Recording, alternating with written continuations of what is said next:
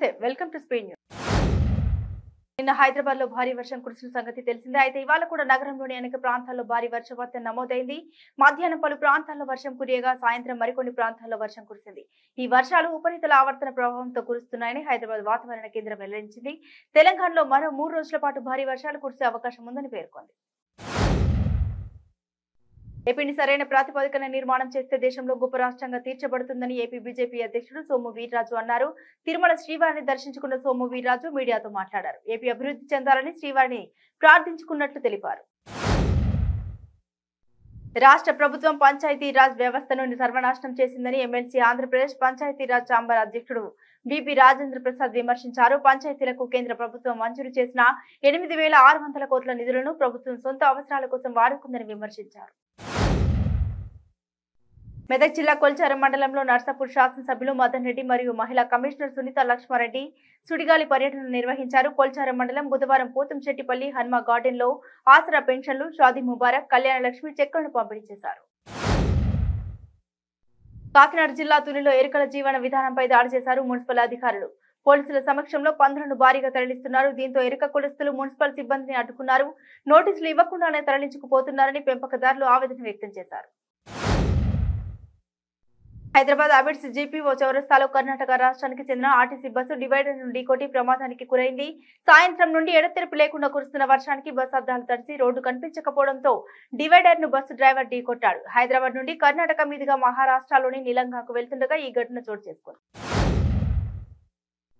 కాణిపాకంలో జరుగుతున్న శ్రీ స్వయంభు వరసిద్ధి వినాయకుడి బ్రహ్మోత్సవాల్లో భాగంగా నేడు స్వామివారికి రథోత్సవ సేవ నిర్వహించారు.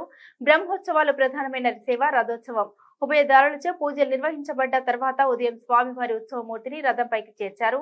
అనంతరం కాణిపాకం పురవీధుల్లో స్వామి దివ్య రథం ఊరేగింది. వర్షంలోనూ రథోత్సవం నిరాటంకంగా సాగింది. కామారెడ్డి జిల్లా బిచ్కుంద 13వ వార్డులో శ్రీ అంబేద్కర్ యూత్ గణేష్ మండపం వద్ద డాక్టర్ ఓం ప్రకాష్ కుటుంబ సభ్యులతో కలిసి వినాయకుడికి ఘనంగా పూజలు నిర్వహించారు. అనంతరం అన్నదాన ప్రసాదాలు ఏర్పాటు చేశారు. తిరుమల శ్రీవారిని పలువురు ప్రముఖులు దర్శించుకున్నారు. తమిళనాడు బీజేపీ ఇన్ఛార్జ్ సుధాకర్ రెడ్డి, ఎంపీలు చంద్రశేఖర్, రవీంద్ర కుమార్, వంగవీటి రాధా, ఎమ్మెల్యే మహేష్ రెడ్డి దర్శించుకుని ప్రత్యేక పూజలు నిర్వహించారు. కాళేశ్వరం ప్రాజెక్టు కరెంటు సరఫరాపై విమర్శలు చేసే కాంగ్రెస్ బీజేపీ నేతలను సిద్దిపేట చెరువులో ముంచాలని వైద్య ఆరోగ్య శాఖ మంత్రి హరీష్ రావు ఫైర్ అయ్యారు. మంత్రి జిల్లాలోని నంగునూరు మండలం రాజగోపాల్పేట గంగమ్మ గుడిలో ప్రత్యేక పూజలు చేసిన అనంతరం గ్రామంలోని పెద్ద చెరువులో చేప పిల్లలను వదిలారు. రాష్ట్రంలో ప్రాజెక్టుల నిర్వహణను ప్రభుత్వం గాలికి వదిలేసిందని సిపిఐ రాష్ట్ర కార్యదర్శి రామకృష్ణ విమర్శించారు. 3 ఏళ్లలో పిల్ల కాల్వలను కూడా జగన్ తవ్వలేకపోయారని ఆయన మండిపడ్డారు. జగన్ పాలన అస్తవ్యస్తంగా మారిందని రామకృష్ణ ఆందోళన వ్యక్తం చేశారు. గన్లో బ్లాస్టింగ్ కొరకు ఏర్పాటు చేస్తుండగా ఒక్కసారిగా మిస్ఫైర్ కావడంతో విధులు నిర్వహిస్తున్న 4 కోల్ కటర్ కార్మికులకు తీవ్రంగా గాయాలయ్యాయి. క్షతగాత్రులను హుటాహుటిన సింగరేణి ఏరియా హాస్పిటల్కు తరలించారు. నిజామాబాద్ జిల్లాలోని కోటగిరి మండలం ఎత్తండలో భార్యను భర్త అతి కిరాతకంగా చంపేశాడు. గత అర్ధరాత్రి భార్య గొంతు కోసి భర్త సురేష్ భార్యను హత్య చేశాడు. సమాచారం అందిన వెంటనే పోలీసులు అక్కడికి చేరుకుని మృతదేహాన్ని ప్రభుత్వ ఆసుపత్రికి తరలించారు. కొత్తగూడెంలోని రామవరం మాతా శిశు సంరక్షణ కేంద్రంలో బాలింత మృతి చెందింది. ఇల్లందు మండలం దనియాలపాడు గ్రామానికి చెందిన ఈ సరితను 2వ కాన్పు కోసం సోమవారం ఇల్లందులోని గవర్నమెంట్ హాస్పిటల్ కి ఆమె బంధువులు తీసుకెళ్లారు. ముందస్తు జాగ్రత్తగా అక్కడి వైద్యులు ఆమెను రామవరంలోని మాతా శిశు సంరక్షణ కేంద్రానికి తరలించారు. అనంతపురం జిల్లా పామిడి పట్టణంలోని పెన్నానందిలో రైల్వే వంతెన వద్ద కల్లూరుకు చెందిన యువకుడు కొండల దేవల చిన్న గల్లంతయ్యాడు. గార్లదిన్నె మండలం కల్లూరు గ్రామంలోని మారుతినగర్ లో నివాసం ఉంటున్న నాగన్న కుమారుడు చిన్న ఆటో డ్రైవర్ గా జీవనం పొందేవాడు. స్నేహితులతో కలిసి పెన్నానదిలో చేపలు పట్టేందుకు వెళ్లాడు.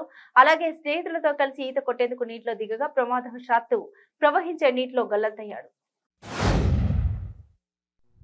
ఏలూరు జిల్లాలోని జీల్గుమిల్లి మండలం రౌతుగూడెం వద్ద స్కూల్ బస్ కు త్రుటిలో పడిన ప్రమాదం తప్పింది. ముందు వెళ్తున్న సెయింట్ జోసెఫ్ స్కూల్ బస్ ను మరో స్కూల్ బస్ వెనుక నుండి వచ్చి ఢీకొట్టింది. ఈ ప్రమాదంలో విద్యార్థులు స్వల్ప గాయాలతో బయటపడ్డారు. సెల్ ఫోన్ ఛార్జింగ్ పెట్టి మాట్లాడాడు. ఆ యువకుడికి 50 చివరి మాటలు అయ్యాయి. నెల్లూరు జిల్లా సీతారామపురం పరిధిలోని ముత్తోలి గ్రామంలో ఈ విషాద సంఘటన చోటు చేసుకుంది. ముత్తోలి గ్రామానికి చెందిన ప్రవీణ్ కుమార్ అనే యువకుడు తన సెల్ ఫోన్ ఛార్జింగ్ పెట్టి ఛార్జింగ్ లో ఉండగానే ఫోన్ లో మాట్లాడాడు. విద్యుత్ షాక్ కు గురై ఎక్కడికక్కడే కుప్పకూలి మృతి చెందాడు. దేశాన్ని పాలిస్తున్న బీజేపీ కాంగ్రెస్ ప్రభుత్వాలు ఆ రాష్ట్రాల్లో ఎక్కడైనా 2,000 రూపాయల పెన్షన్లు ఇస్తున్నారా? ముఖ్యమంత్రి కేసీఆర్ ఆశీర్వాదంతో తెలంగాణ రాష్ట్రంలో 46 లక్షల మందికి పెన్షన్లు ఇస్తున్నాం. ఇప్పుడు 10 లక్షల మందికి ఆసరా పెన్షన్లు అందజేస్తున్న ఏకైక ప్రభుత్వం టీఆర్ఎస్ ప్రభుత్వమేనని ఆరోగ్య శాఖ మంత్రి హరీష్ రావు పేర్కొన్నారు. రంగారెడ్డి జిల్లా నగరంలో ప్రఖ్యాతి చెందిన బాలాపూర్ వినాయకుని ఎమ్మెల్సీ కవిత దర్శించుకున్నారు. గణేష్ మండపం వద్ద ప్రత్యేక పూజలు నిర్వహించారు కవిత. ఈ సందర్భంగా నిర్వాహకులు కవితకు లడ్డు ప్రసాదాలు అందజేశారు. మాజీ ఎమ్మెల్యే తీగల కృష్ణారెడ్డి, టీఆర్ఎస్ పార్టీ నాయకులు కార్తిక్ రెడ్డి పూజలో పాల్గొన్నారు. కాంగ్రెస్ అగ్రనేత రాహుల్ గాంధీ చేపట్టిన భారత్ జోడో యాత్రకు సంఘీభావంగా సిరిసిల్లలో కాంగ్రెస్ పార్టీ చేపట్టిన పాదయాత్రకు మద్దతుగా మాజీ పార్లమెంట్ సభ్యులు పొన్నం ప్రభాకర్ పాల్గొన్నారు. ఈ సందర్భంగా ఆయన మాట్లాడుతూ రాహుల్ గాంధీ చేపట్టిన ఈ యాత్రతో రానున్న ఎన్నికల్లో కాంగ్రెస్ పార్టీ అధికారంలోకి రావడానికి దోహదపడుతుందని తెలిపారు. యాదాద్రి భువనగిరి జిల్లాలో దారుణం చోటు చేసుకుంది. చదువుకునే విద్యార్థులపై అఘాయిత్యానికి ఒడిగట్టాడు పక్కనే ఉండే ఓ దుకాణం యజమాని. అబ్బం శుభం తెలియని చిన్నారులను లైంగికంగా వేధింపులకు గురి చేస్తుండటంతో స్థానికులు పట్టుకొని దేహశుద్ధి చేశారు. సిబిఐ మాజీ జాయింట్ డైరెక్టర్ గా పనిచేసిన లక్ష్మీనారాయణ కాకినాడ జిల్లా పత్తిపాడు మండలంలోని ధర్మవరం రాచపల్లి గ్రామాల పరిధిలో దాదాపు 12 ఎకరాల భూమిని కౌలుకు తీసుకుని గత కొన్నేళ్లుగా సేంద్రియ పద్ధతిలో పంటలు పండిస్తున్నారు.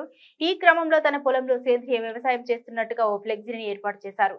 ఈ నెల 1వ తేదీ రాత్రి నుండి తన పంట పొలంలో ఏర్పాటు చేసిన ఫ్లెక్సీ కనపడడం లేదు. దీంతో తన పొలంలో ఏర్పాటు చేసిన ఫ్లెక్సీ మిస్ అయిందని మాజీ జేడీ లక్ష్మీనారాయణ పత్తిపాడు పోలీసులకు ఫిర్యాదు చేశారు.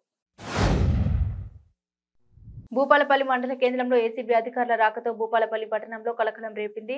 పట్టణంలో ఏసీ వ్యాపారం చేస్తున్న ఉదయ్ కిరణ్ అనే వ్యక్తి దగ్గర సివిల్ వివాదంలో ఎస్ఐ ఇస్లావత్ నరేష్ 75,000 డిమాండ్ చేశాడు. దీంతో బాధితుడు ఏసీబీకి ఫిర్యాదు చేశారు.